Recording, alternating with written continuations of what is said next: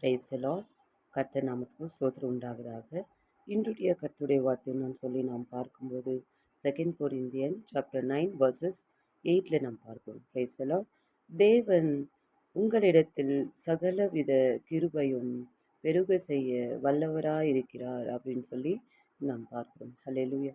சகல விதமான கிருபை நமக்கு கொடுக்க அவர் வல்லவராயிருக்கிறார் அப்படின்னு சொல்லி நாம் பார்க்கிறோம். ஹல்லேலூயா.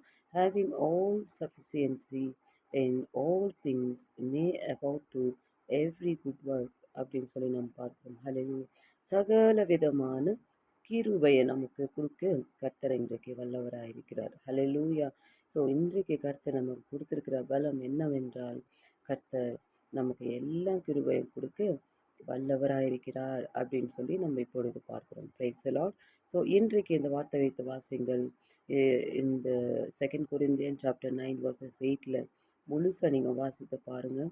இது ஆசீர்வாதமான வார்த்தை. கர்த்தர் உங்களை ஆசீர்வதிப்பாராக. ஆமென்.